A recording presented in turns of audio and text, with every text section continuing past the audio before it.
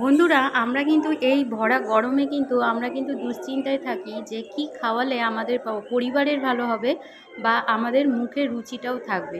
তো চলো বন্ধুরা, আজকে তোমাদের এমনই একটা রেসিপি করে দেখাবো যেটা স্বাদেও অতুলনীয় হবে আর কিন্তু শরীরের পক্ষেও অনেক উপকার। আশা করি তোমরা কিছুটা বুঝতে পারছো। তো তোমাদেরকে চলো দেখাই রেসিপিটা।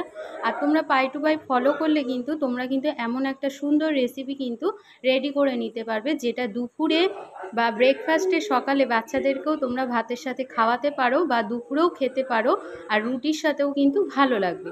তো চলো বন্ধুরা, ভিডিওটা শুরু করা যাক আর রেসিপিটা দেখতে থাকো। প্রথমে দেখো, লম্বা লম্বা করে কিন্তু আমি উচ্ছেটা কেটে নিয়েছি। আর যেহেতু উচ্ছে একটু তেতোই হয়, কারণ করলা কম তেতো হয়, তাই উচ্ছেটায় হালকা একটু নুন মাখিয়ে রাখবে, তাহলে বেশি যে তেতো ভাবটা সেটা কিন্তু লাগবে না। এখানে দেখো একইভাবে কিন্তু আমি আলুও কেটে নিয়েছি আর সজনা ডাঁটা কেটে নিয়েছি। মশলায় দেবো কালো জিরে ফোড়ন, জিরে গুঁড়ো, নুন, হলুদ আর একটু লঙ্কা গুঁড়ো, যাতে কালার আসে। আর তোমরা চাইলে কিন্তু ওটা স্কিপও করতে পারো। আর এখানে আছে কিন্তু হাতে তৈরি করা বড়ি। তো চলো বন্ধুরা, ভিডিওটা শুরু করা যাক। আর এখানে দেখতে পাচ্ছ কিন্তু উচ্ছের থেকে জল ছেড়ে এসছে, আর সেই জলটা কিন্তু তোমরা তরকারিতে ব্যবহার করবে না। আর যে টমেটোটা নিয়েছিলাম সেটা কিন্তু আমি ওটা একটু পেস্ট করে নিয়েছি। সেটার মধ্যে এবার সব মশলাগুলো দিয়ে আমি কিন্তু ঢাকা দিয়ে রেখে দেবো, বা এমনিও তোমরা রাখতে পারো, তাহলে তোমাদের এই গরমে কিন্তু বাটাবুটির ঝামেলাটা থাকবে না। কড়াইতে তেল দিয়ে দিয়েছি, কড়াইতে তেলটা গরম হলে বড়িগুলো ছেড়ে দেবো। আর এটা কিন্তু সম্পূর্ণ বাড়িতে তৈরি করা বড়ি।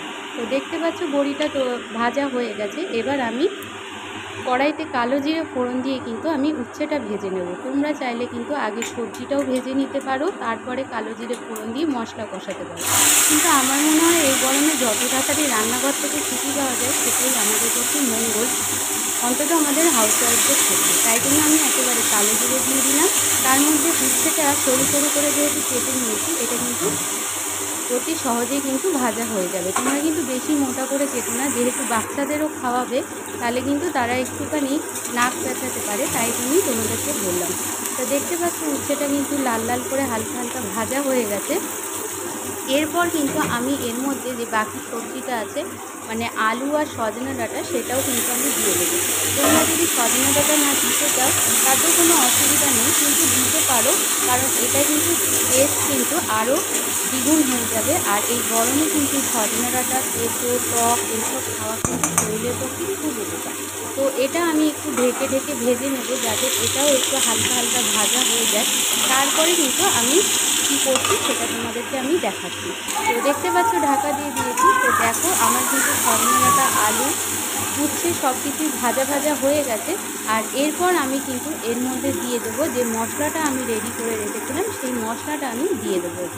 মশলাতে ছিল, জানো তোমরা, আমি তবু একবার বলে দিই, টমেটো, একটা গোটা টমেটো, টমেটোটা দিয়েছি একটু টক টক হলে বাচ্চারা খেতে পারবে আর ভালোও লাগবে। তোমরা যদি এটা বাচ্চাদের না দাও, টমেটোটাও কিন্তু স্কিপ করতে পারো, কিন্তু আমার মনে হয় এই উচ্ছের তরকারিটা একবার আমার মতন করে দেখতে পারো, তোমাদের গ্যারেন্টি দিতে পারি তোমরা দ্বিতীয়বার এই উচ্ছের রেসিপিটা কিন্তু আবারও করে খাবে। তো মশলাটার মধ্যে ছিল টমেটো, জিরে গুঁড়ো, লঙ্কা গুঁড়ো, হলুদ গুঁড়ো আর নুন।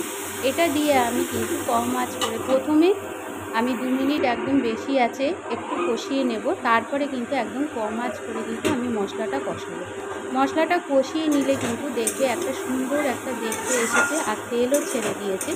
তারপরে কিন্তু আমি এটা জল দিয়ে ঢেকে ঢেকে রান্না করব।